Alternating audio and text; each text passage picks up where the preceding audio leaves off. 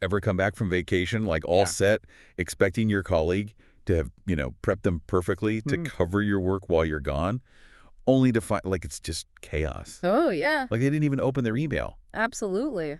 Makes you wonder, like, is there a better way to prep people to step up? Yeah, it's a common struggle. I think a lot of leaders deal with, that feeling of, did I not explain it well enough? But like, what if the problem isn't just communication? Right. What if it's matching like your approach to the person and the task? That's where this Hersey and Blanchard's situational leadership model comes in. Yeah. It's all about tailoring your style based on the team's maturity. But, like, I got to admit, that word always throws me off a bit. Yeah, it's a tricky term for sure. It's not about age, but like it's about readiness for a specific task, and Hersey and Blanchard, they actually split in 77. They each kind of tweaked the model.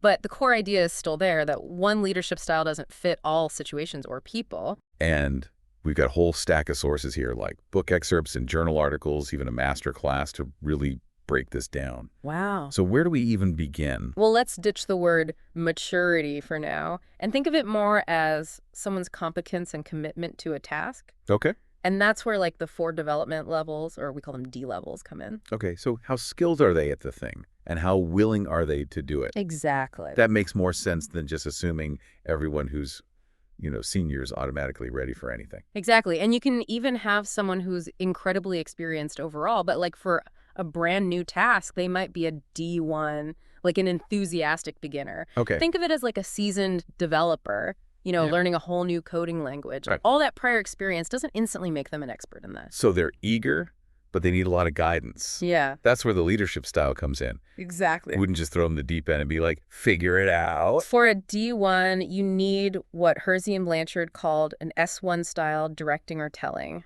Okay. It's high on instruction, very clear on expectations, and involves a lot of supervision. So you're focused on getting the task done correctly, Yeah, even if it means being very hands-on. that makes sense. Yeah. But what happens when someone starts enthusiastic and then they hit a wall? Uh-huh. They're still not skilled at it, Sure. but now they're losing motivation too. That's our D2, the disillusioned learner. Okay. They bumped into, the complexity of the task. Maybe they've had a few setbacks. Think of it as like you've learned the basic chords on a guitar. Yeah. And then suddenly you realize how far you are from like playing your favorite song. Right. It's easy to get discouraged at that point. So do you just keep directing them harder? Not quite. Come on, you can do it. That's where the S2 style comes in, coaching or selling. You're still providing direction, Yeah. but now there's like a heavier emphasis on support and encouragement. Okay. So you're selling them on the task, reminding them why it matters, building their confidence back up. So that sounds like it takes a lot of emotional intelligence from the leader. It does. You need to understand where they're at mentally, not just focusing on the steps of the task. Absolutely. And Blanchard actually wrote extensively on the importance of the relationship between leader and follower, and he argued that simply changing your leadership style without considering the relationship dynamic is like rearranging deck chairs on the Titanic. Oh, wow. Okay, so now we've got someone who's competent at the task, but maybe a bit hesitant to take, like, full ownership. Yeah. Like, they can do it, but they're not totally confident yet. That's our D3, the capable but cautious performer. Okay. They might need a nudge toward independence, but they don't need as much hand-holding on the how-to.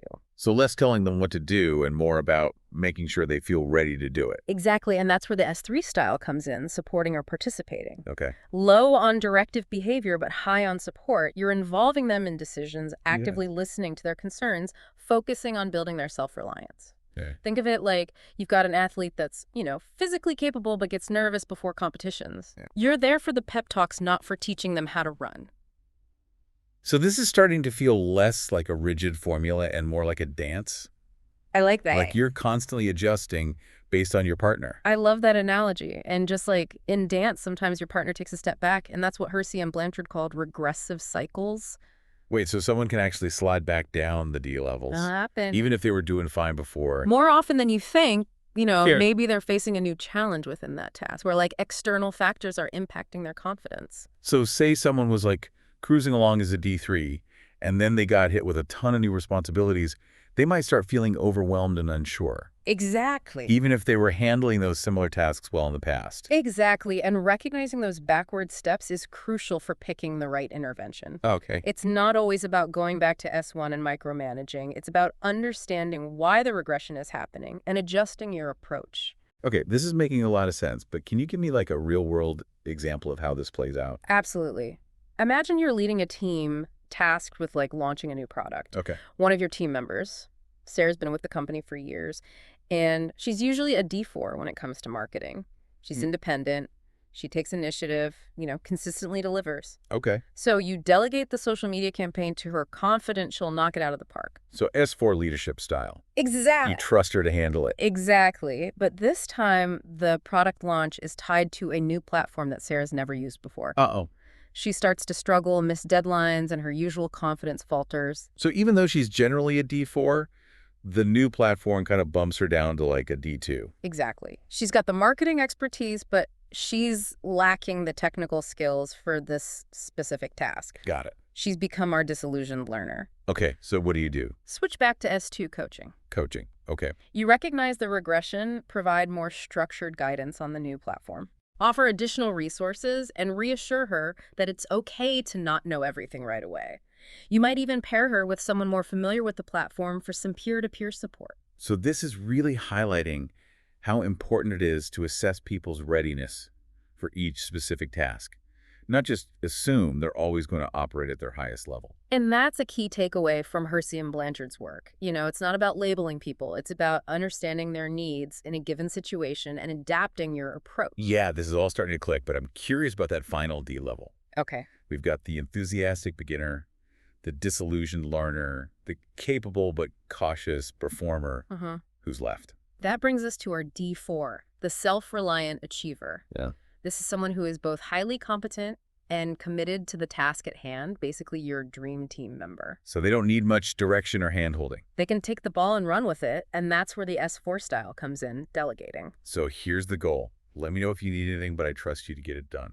Exactly. You might check in periodically to monitor progress, offer support, but you don't need to micromanage. Right. With D4s, it's all about giving them that autonomy and trust they need to thrive. Okay, I'm seeing how all the pieces fit together now, but we've talked a lot about the task itself. What about the relationship aspect? Does that play a role too? It's crucial, and that's one of the critiques of the model. It can sometimes feel too task-focused. Blanchard especially emphasized the importance of building strong relationships with your team members. He argued that without that foundation of trust and rapport, even the perfectly matched leadership style won't be as effective. That makes sense. Like you can give someone all the instructions in the world, but if they don't respect you or feel like you have their best interest at heart, they're not going to follow through. Absolutely. In fact, some of the later adaptations of the model specifically incorporate relationship maturity as a separate dimension. Okay. Acknowledging that, relationships are dynamic, they evolve over time, just like task competence and commitment. Yeah. So it's not enough to just assess their D level for the task. You also have to consider the strength of your relationship with them and how that might influence their response to your style. You got it. And that's one of the things that makes leadership so complex and fascinating. It's a constant dance of adapting to both the task at hand and the ever-evolving dynamics of human relationships. And that's where things can get really tricky because we're not just dealing with one person and one task, right? You might have a whole team, each at different D levels, all working on different aspects of a project. Right. So it's not like you just pick your leadership style for the day and stick with it. Yeah. You're constantly having to switch gears based on who you're interacting with. Yeah. That sounds exhausting. It can be, especially if you're trying to do it all in your head. That's why having a framework like situational leadership can be so helpful. It gives you a way to consciously assess each situation and make more deliberate choices about your approach. Yeah. One of the articles we have here talks about the importance of communication and all of this. Yeah. It's not enough to just decide someone's a D2 and switch to coaching mode. You actually have to talk to them. Right. Oh, absolutely. In fact, communication is probably the most critical skill for any leader, regardless of what style they're using. Because if you just start acting differently without explaining why people are going to be confused or even feel like you're playing mind games with them. Exactly. Imagine you've been giving someone a lot of autonomy, treating them like a D4, and then suddenly you switch to S1, telling them exactly what to do and checking in constantly. They'd probably think they did something wrong or that you don't trust them anymore. And that could lead to a whole other set of problems. Right. So clear communication is key. When you're shifting your style, explain why you're doing it. Like, hey, I noticed you're struggling a bit with this new platform. I want to make sure you have all the support you need, so I'm going to be checking in more frequently and offering some guidance. Does that sound good? Yeah, that feels so much more respectful than just changing your behavior without any explanation. And it also creates an opportunity for dialogue. The person might say, actually, I'm not struggling. I just need access to this one resource. Or I'd really appreciate it if you paired me with someone who's already familiar with this platform. So it's a two-way street. You're not just dictating your approach. You're collaborating with the person to figure out what they need. Exactly. And that collaborative approach is essential for building trust and buy-in.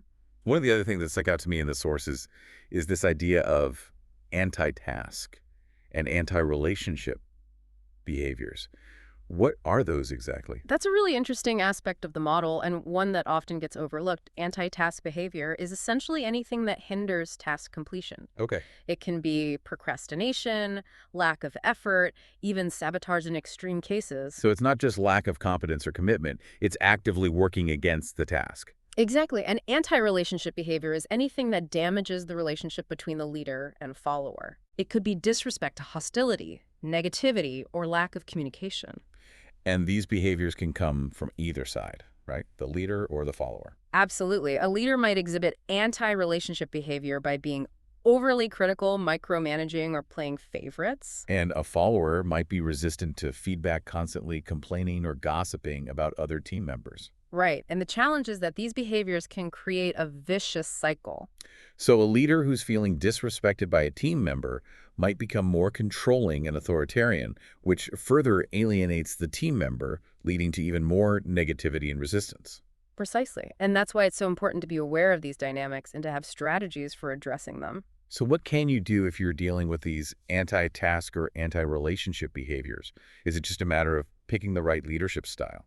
It's more complex than that. Sometimes simply adjusting your leadership style might be enough. If a follower is exhibiting anti-task behavior because they feel overwhelmed, providing more support and structure, like an S2 coaching approach, might help them get back on track. But if the anti-task behavior is rooted in something deeper, like a lack of respect for you as a leader or a fundamental disagreement about the task itself, then a change in leadership style alone isn't going to cut it. Exactly. You might need to have some difficult conversations, set clearer boundaries, or even involve HR in extreme cases. And the same goes for anti-relationship behavior. If it's stemming from a misunderstanding or miscommunication, then clarifying expectations and improving communication might be enough. But if it's rooted in something more fundamental like personality clashes or conflicting values, then you might need to consider things like mediation, team building activities, or even restructuring the team to minimize interaction between those individuals. This is really highlighting how leadership isn't just about the positive stuff like motivating and inspiring people. It's also about dealing with the messy human side of things. Absolutely. And it's about recognizing that sometimes, no matter how skilled you are as a leader, you're not going to be able to fix every problem. Sometimes the best solution is to acknowledge that a particular relationship or situation just isn't working and to make a change. One of the articles we have here from the Harvard Business Review talks about the importance of leading from behind in certain situations. Can you explain what that means? That's a really interesting concept, and it ties back to the idea of empowering your team. Leading from behind is about stepping back and allowing your team members to take ownership, to be the experts, and to drive the decision-making process. So it's kind of like the opposite of micromanaging. You're trusting them to figure things out, even if it means making mistakes along the way. Exactly. And it's a style that can be particularly effective when you have a team of highly skilled and motivated individuals like our D4s. But wouldn't that make you, the leader, seem, well, less important? It's a common misconception that leadership is all about being in charge, about having all the answers, and about making all the decisions. But in reality, the most effective leaders are often the ones who can step back and empower their teams to shine. The article gives the example of Nelson Mandela, who, despite being a powerful and charismatic leader, was also known for his ability to listen, to delegate, and to trust his team to make decisions. And that's a great example of how leading from behind doesn't mean being passive or uninvolved. It's about providing guidance and support when needed, but also about trusting your team to rise to the occasion. It's about recognizing that sometimes the best way to lead is to get out of the way. Precisely. And that can be a really powerful way to foster innovation, creativity, and ownership within your team. Okay, this is all making a lot of sense, but I can see how it could be tricky to know when to step back and when to step in. Are there any clues or signals that can help you decide?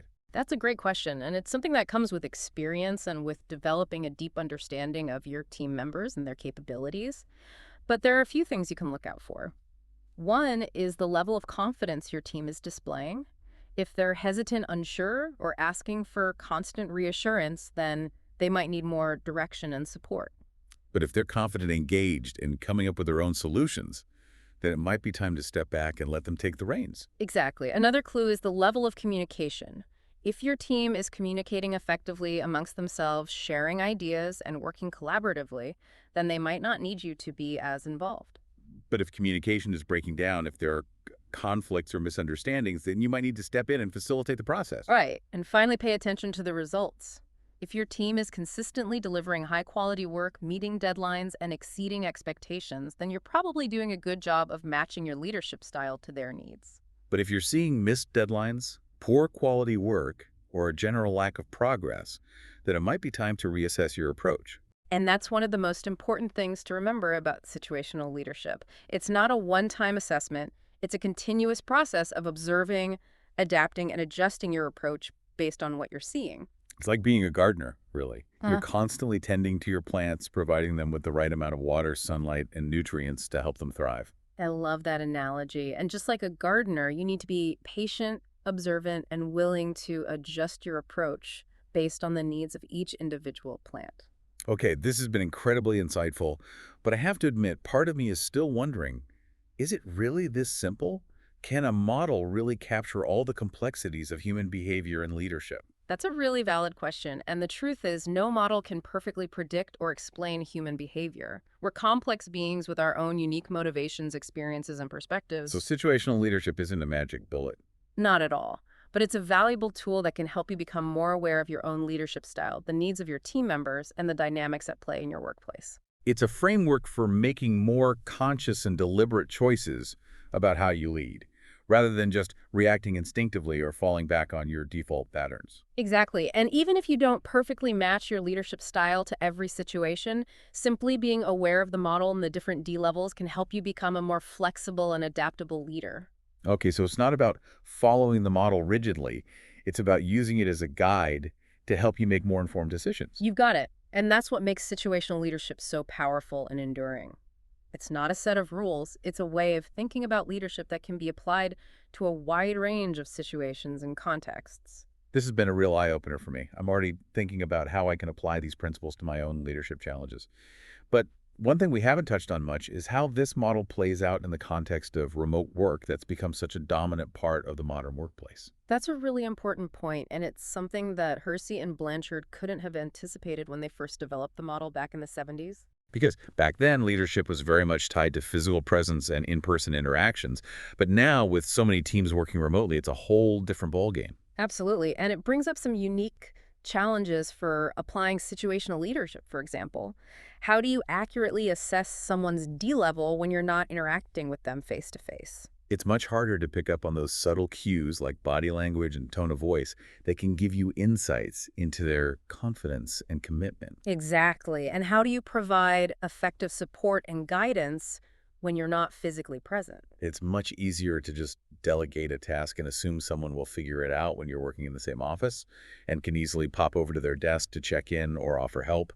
But when you're working remotely, it takes more effort to stay connected and provide that ongoing support. And that's why communication becomes even more critical in a remote work environment. You need to be proactive about scheduling regular check-ins, using video conferencing to maintain that visual connection, and leveraging technology to create virtual spaces for collaboration and feedback. It's about being even more intentional and deliberate about your leadership in a remote setting because you don't have those natural opportunities for casual interactions and observations. You're absolutely right, and it's something that leaders are still grappling with as remote work becomes increasingly prevalent. One of the sources we have here, an article from Forbes, talks about the importance of over-communicating when leading remote teams. And that's a key takeaway when you're working remotely. It's better to err on the side of over-communicating than under-communicating. Because you can't just assume that people will know what you're thinking or how they're doing. You need to be explicit about your expectations, your feedback, and your support. And you need to be more proactive about seeking feedback from your team members. Ask them how they're feeling, what challenges they're facing, and what support they need from you.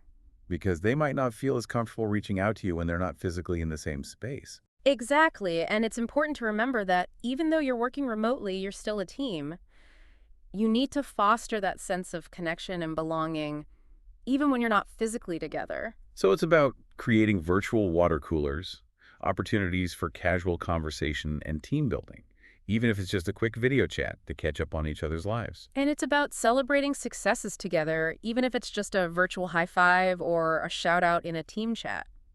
Because those little gestures of recognition and appreciation can go a long way in maintaining morale and motivation when you're working remotely. Absolutely. And ultimately, that's what situational leadership is all about, creating an environment where people feel supported, valued, and empowered to do their best work, regardless of where they're physically located. Feels like this whole conversation is highlighting how much the workplace has changed, even just in the last few years.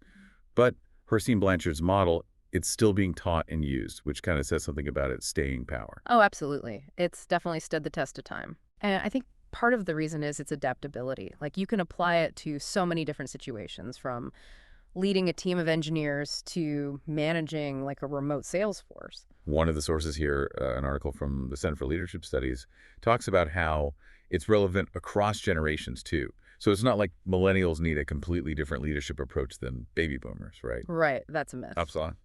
I'm glad we're busting. Their research shows that while each generation might have its own, preferences and work styles, the fundamental principles of influence haven't changed that much. So things like building trust, demonstrating expertise, having clear expectations, those are still essential no matter who you're leading.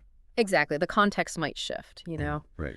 but the core human needs at play remain like remarkably consistent. Okay, but how does all of this tie back to situational leadership specifically? It's not just about being trustworthy or knowledgeable. It's about using that to influence people. Yeah, you're getting at the heart of it. By understanding those sources of influence and then layering on the different leadership styles like directing, coaching, supporting, delegating, you're basically building a toolkit for effectively navigating any team dynamic. It's like knowing when to use a hammer versus a screwdriver. You Exactly. wouldn't use a hammer to tighten a screw. Perfect analogy. Right. And this is where the self-awareness part comes in, for leaders. One of the sources, a masterclass article, actually argues that there's no such thing as a bad leadership style in itself. Really? I always thought some were just like inherently better than others. Yeah, it's tempting to think that way, but their point is it's all about context. Even Sure. like the most directive controlling style can be effective in like a true crisis situation, Right. where quick, decisive action is needed. So it's not about judging the style itself. It's knowing when it's the right tool for the job. Yes. And that takes knowing your team the task and being honest about your own strengths and weaknesses. You've nailed it. The masterclass article also emphasizes communication, particularly around feedback and recognition. Yeah. This is something that can make or break a team's success, regardless of their, the D levels involved. Especially when it comes to those D2s, the disillusioned learners. Yeah. If you just criticize without offering support, you risk pushing them further down that motivation spiral. Exactly. That's where the selling aspect of S2 comes in. Yeah. You're not just telling them what they did wrong. You're helping them see like the bigger picture, their potential, how their contribution matters. And even for those high-performing D4s who seem like they don't need much, Yeah, little recognition can go a long way. absolutely. We all crave that feeling of being seen and appreciated for our efforts. It's human nature, Totally. and great leaders understand that.